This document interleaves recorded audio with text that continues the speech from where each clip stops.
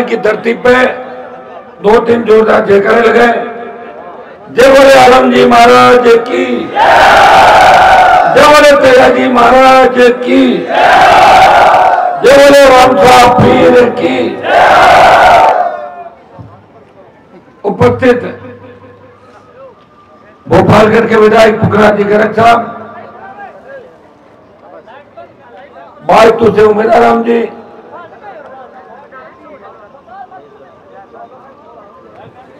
तो बना रखा है क्या कोई कागज वागज की नाम वाला? देख दो 5-7 तो नाम होंगे ना। राम जी, विजय सिंह, पूरा राम।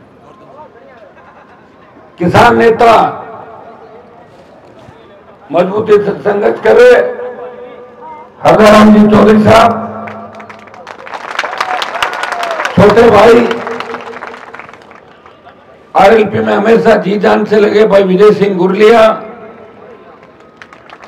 ताजाराम मोहन सिंह जी,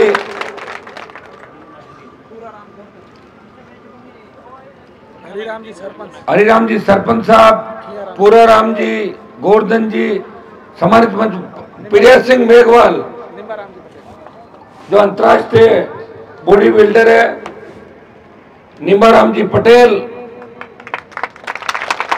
सम्मानित मंच उपस्थित मौजूद बुजुर्गों, नौजवान साथियों, मेरे छोटे भाइयों, कूड़ा मलानी के अंदर में कोई नया नहीं।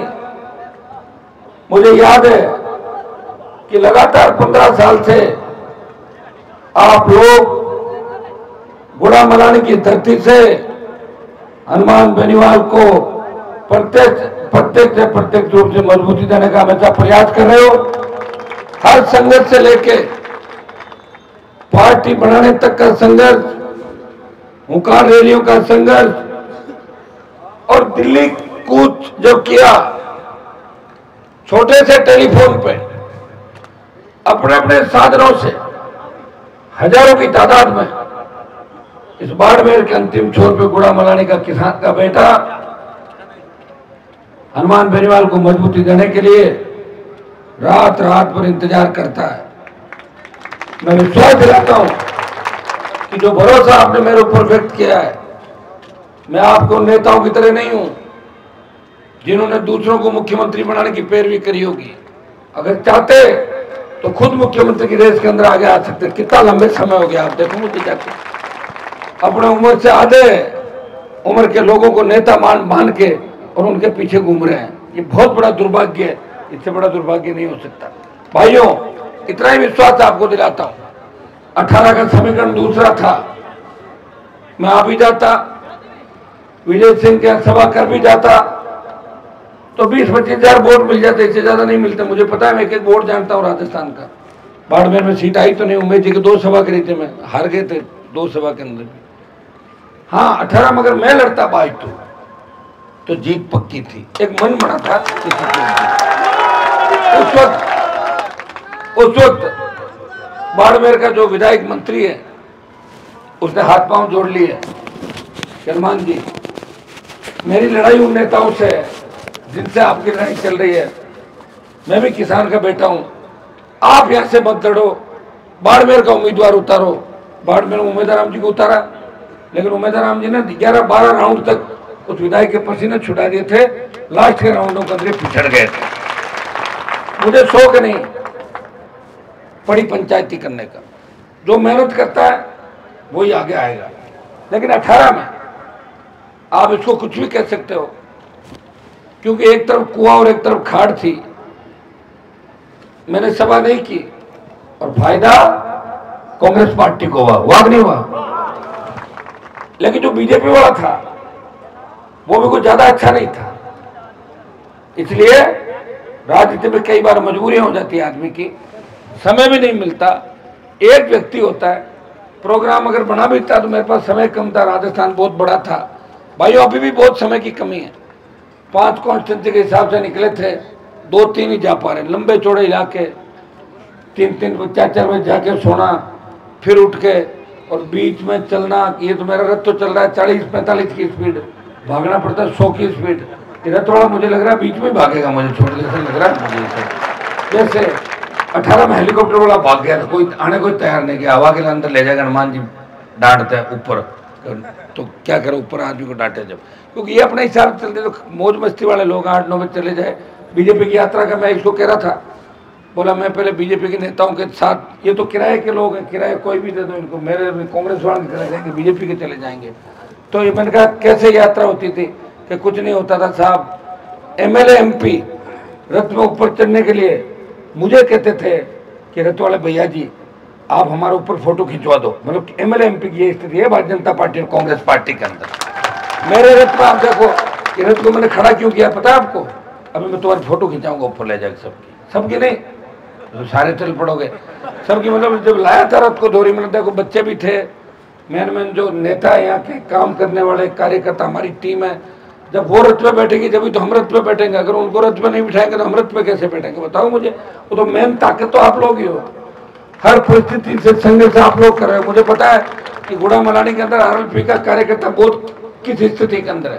कांग्रेस भी मुझे मारना चाहती है, बीजेपी भी मारना चाहती है, पुलिस से उनको तंग किया जाता है, बिजली विभाग से परेशान किया जाता है, लेकिन फिर भी आरएलपी जवानों किसानों की पार्टी है, किसान के बेटे मजबूत है, ये परवाह नहीं करते, रोज मेरे वीडियो सुनते हैं और मुझे लड़ता हुआ देख के ये मचलते हैं और ये हर संघर्ष के अंदर आगे जाते हैं।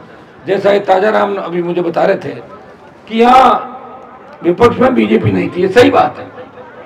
बीजेपी के लोगों को बिजनेस करने से ही फुर्सत नहीं, व्यापारी लोग हैं वो लोग, व्यापारी कभी जनता के बीच थोड़ी आएगा, तो एन वक्त आएंगे सारे एक साथ पैसा खर्च करके जीत के चले जाएंगे भाग के। बीजेपी तो व्यापारियों की पार्टी है, बीजेपी किसानों की पार्टी थी नहीं कभी। अब आप कह दो कि मैं क्यों गया, मैं टेस्टिंग करने के लिए गया था, किसानों के कि व्यापारियों के। मैंने पता कर लिया कि व्यापारियों के, तो वापिस आ गया, छोड़ के सत्ता छोड़ गया, आया कि नहीं आया वापिस। बीजेपी का तो कभी भरोसा करना ही नहीं, नई पार्टी बनी नहीं, नया झंडा किसी ने दिया नहीं। अगर 20 साल पहले हमारे हाथ में कोई झंडा पकड़ा देते तो वो झंडे को लेके चलते राजस्थान के, पार्टी नहीं बना पाया भाई। ये मैंने झंडा भी दिया, डंडा भी दिया। हरियाणा यूपी के जो फर्जी ठग ये अलग झंडे लेके आते थे, झंडा वापस ले जाते थे, डंडा छोड़ देते थे। उन ठगों से सावधानी के लिए ये मजबूत झंडा राजस्थान के किसान के बेटों के हाथ में थमा दिया, मान देने वाले हैं। इस झंडे की ताकत इतनी है कि लाल कपड़ा दिखाने से, लाल झंडी से ट्रेन रुक जाती है। आरएलपी का कार्यकर्ता अगर राजस्थान में कहीं दिख जाए तो मोदी की सरकार भी डर जाती है और गहलोत की सरकार डर जाती है। आरएलपी का कार्यकर्ता छेड़ो मत, लंबा समय लगा। एक वक्त ये भी था, शुरू के अंदर पार्टी बनाई, जब मैं टेलीफोन करता था किसी मुद्दे पे ज्ञापन के लिए, मंच पे सारे लोग बैठे, मैं इनको खुद फोन करता था कि ज्ञापन देना है, 100, 200, 500 लोग दो। बाड़मेर में अच्छी संख्या हो जाती थी, जोधपुर में बड़ी संख्या हो जाती थी, शेखावाटी में हो जाती थी, तमाम जिलों पे। लेकिन 15-12 जिले ऐसे होते थे, कई जगह स्विच ऑफ कर लेते थे लड़के, 4 जने फोटो खिंचा के भेजते थे, दे दे के अपन बोला हाँ, तो 4 जनों की फोटो खींचे, 100 आदमी तो होते कम से कम। लड़ना सिखाया नहीं किसी ने भाई। और अब यह स्थिति हो गई कि अभी रात को मैं डालूं कि आरएलपी धुआंधार प्रदर्शन करेगी कल 12 बजे, 33 जिले और 50 बढ़ के 50 जिला मुख्यालयों पे रेला चलेगा विरोध का। ये संघर्ष करना हनुमान बेटे वाले राजस्थान के किसान के बेटों को सिखाया, अपने हक और अधिकार के लिए। मैंने कोई गलत काम नहीं किया, किसी से हिस्सा नहीं लिया कि नेता और मंत्रियों की तरह कोई बजरी का पार्टनर है, कोई कैन के अंदर चला गया, कोई रिफाइनरी के अंदर ठेके ले रहा है, कोई अंबुजा का ठेकेदार है, तो कोई जेके का है, कोई खारिया के अंदर है, कोई और है, कोई तेल कंपनियों के अंदर जा रहा है, तो कोई कोयले की दलाली कर रहा है। काजल की कोठरी में रहते हुए कभी दाग नहीं लगा, और इसीलिए अमित शाह और मोदी से लड़ रहा हूं, क्योंकि उनसे लड़ नहीं रहे लोग, उनकी तरफ भाग रहे हैं। वो जैसे ही ईडी और सीबीआई भेजते हैं, लोग कांग्रेस छोड़ के रातों रात भाजपा ज्वाइन कर लेते हैं, कारण कुछ भी नहीं। और बाद में कहते हैं हम तो हनुमान जी के डर से जा रहे हैं, क्योंकि हनुमान जी और गहलोत मिले हुए हैं। अब ये बताओ कि अगर मैं गहलोत से मिला होता तो गहलोत के बेटे को किसने हराया बताओ मुझे? मैंने तो हरवाया। तो मिला होता तो कैसे हराता बताओ? और जब मैं बीजेपी मोदी के साथ था, मोदी को छोड़ भी दिया, तो कांग्रेस के लोग आरोप लगाते थे ये तो बीजेपी की बी टीम है, और बीजेपी वाले ये कांग्रेस की बी टीम है। तब मैं कहता था मैं किसी की बी टीम नहीं, कांग्रेस बीजेपी सी टीम है, करप्ट, ये भ्रष्ट है दोनों पार्टियां राजस्थान के। और ये सही है, पिछले 25 साल का इतिहास उठा के देखो, 1998 से लेके 2023 के बीच गहलोत वसुंधरा शासन के अंदर रहे। गहलोत ने 3 से 8 का जब वसुंधरा का कार्यकाल था और 8 के घोषणा पत्र के अंदर कांग्रेस पार्टी ने बात रखी, हम अगर सरकार में आए तो 90B जमीन घोटालों की जांच कराएंगे। सरकार बनी, माथुर आयोग बना, लेकिन माथुर आयोग की टाई फीस हो गई हाई कोर्ट सुप्रीम कोर्ट का। अशोक गहलोत ने लेकुना छोड़ दिया था कि मैडम मैं इस हिसाब से आयोग बनाऊंगा कि कोर्ट जाते ही टाई फीस हो जाएगी उस आयोग की। मिला जुले का खेल था। बाद में फिर गहलोत, फिर वसुंधरा, फिर गहलोत, और अब की बार अशोक गहलोत ने कहा, मन से स्वीकार किया, क्योंकि व्यक्ति के मन में जो बात होती है कभी न कभी वो सच्चाई उस व्यक्ति के मुंह से निकल जाती है। गहलोत ने कहा कि जब मेरी सरकार गिरा थे, लोग गिर रही थी, तो वसुंधरा ने मेरी सरकार बचाई। कहा था कि नहीं कहा था? तो हो गया मिले जुले का खेल। और क्या हुआ बताओ मुझे। और मुझे तो कई उसमें बू और लोगों भी, बाड़मेर से भी बू आ रही है कि कहीं बाड़मेर वाले तो नहीं थे गड़बड़े 1-2 लोग, ऐसा लग रहा है मुझे, होंगे पक्के, क्योंकि हर जगह से थे लोग। तो भाइयों, जब मिला जुले का खेल चले, जब नेता कलेक्टर एसपी एक हो जाए और जज उसके अंदर शामिल हो जाए, फिर न्याय कौन देगा बताओ मुझे। एक मूवी नहीं देखी आपने जिनमें नेताजी आते हैं, जज आता है, कलेक्टर आता है, एसपी आता है, किस तरह की घटनाओं का अंजाम देते हैं और फिर उनका नाश भी होता है बाद में, होता है नहीं होता? कोई हीरो आता है, वो हीरो उनको ठोकता है बुरी तरीके से, सबको ठोक के पटकता है। तो विलेन को कौन मारता है? कोई एक्टर आता है हर फिल्म के अंदर। देखो राजस्थान में मूवी रेडी है, नायक खलनायक भी तैयार है, नायक आपको चुनना है, और नायक कौन चुनेगा? आप चुनोगे। 3-4 एमएलए से नायक नहीं बनता। नायक बनाने के लिए उसको 60, 70, 80 पे ले जाए। अब कैसे आएगी मैं आपको बता दूं। बाड़मेर की 7 सीट है। विजय सिंह ने एक बात कही थी कि जो आरएलपी का उम्मीदवार होगा हम उसके साथ हैं। हम बोतल के चिन्ह में हनुमान बेनीवाल की परछाई देखेंगे कि हनुमान बेनीवाल खुद उम्मीदवार है। या तो भाइयों जाति के विधायक बना लो, या तो जाति के विधायक बना लो, या तो अपना एसपी लगा लो, और या थानेदार लगा लो। एसपी जब होता तो थानेदार कोई भी हो चलता रहता, कोई नहीं पूरा एसपी थानेदार को, एसपी ही होता है। ये जो पार्टी है ये किसानों की पार्टी है। यहाँ जो भी विधायक बनेगा उस पार्टी की रीति नीति चलेगा, और जातिवाद पर चले जाओगे हर बार। जाति के तो बनाए ना आपने, कितने के विधायक राजस्थान के अंदर बताओ मुझे। क्या सीएम बन गया क्या आपका कभी राजस्थान का? नहीं बना। 52, 50, पिछली बार चले गए थे 27 पे, 18 महीने मदद करी जगह जगह, जब वापिस आए 35, 37 राजस्थान के अंदर। इसको छोड़ना होगा अगर आप चाहते हो कि राजस्थान के अंदर हमें हमारा राज लाना है। एक बार राज का आनंद ले लोगे सारा ठीक हो जाएगा।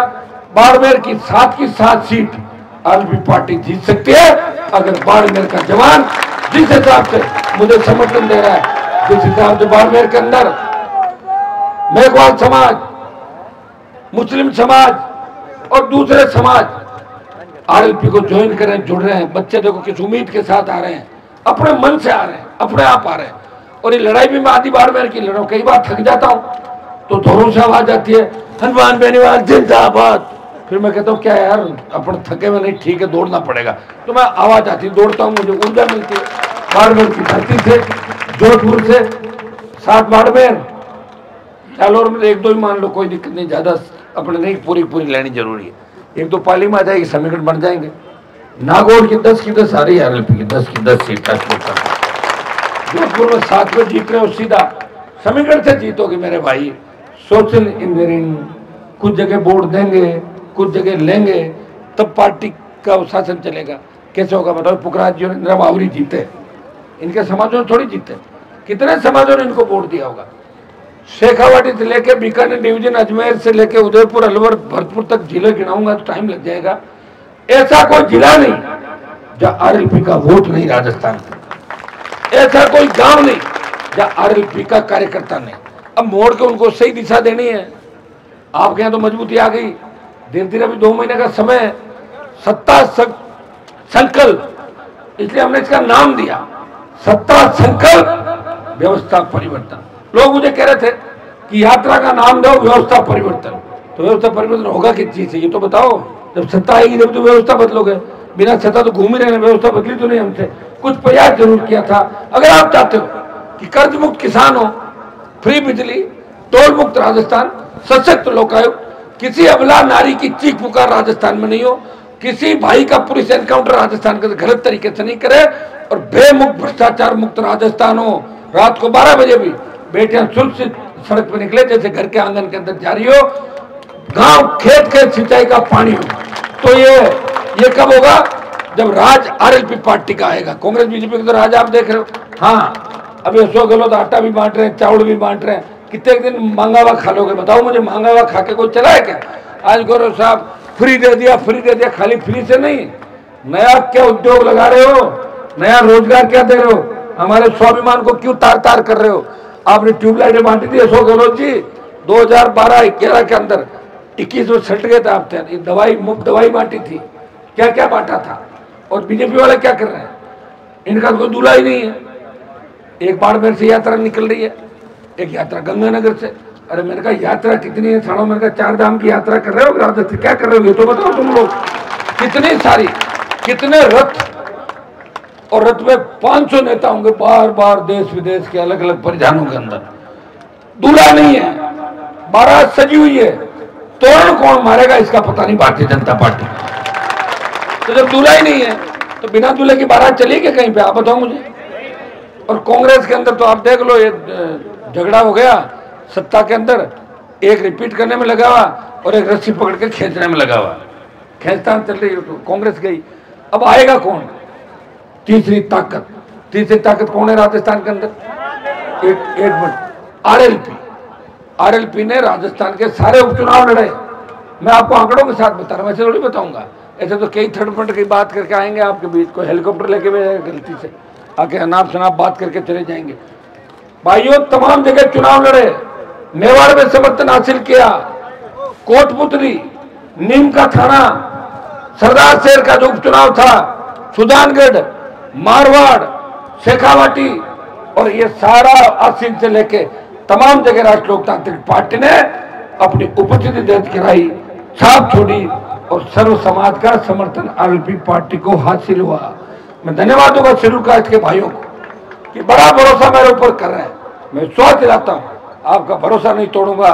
जिस तरह बसपा एक भी एससी का एमएलए नहीं बना पाई, और हनुमान बेनीवाल की आरएलपी पार्टी 2 विधायक लेकर राजस्थान की विधानसभा के अंदर पहुंची। मैं कोशिश करूंगा इस बार हर समाज का विधायक राजस्थान के अंदर बने, क्योंकि जिन जातियों के विधायक नहीं होते उन जातियों की पूछ भी कम होती है। मैं तो साफ साफ कहने वाला आदमी हूँ, जिनके ज्यादा विधायक सांसद होते हैं उन जातियों के काम भी ज्यादा होते हैं। लोकतंत्र के अंदर इस बात को अपने को स्वीकार करना चाहिए, और ये सही बात भी है। आप देखिए गुर्जर आरक्षण आंदोलन के अंदर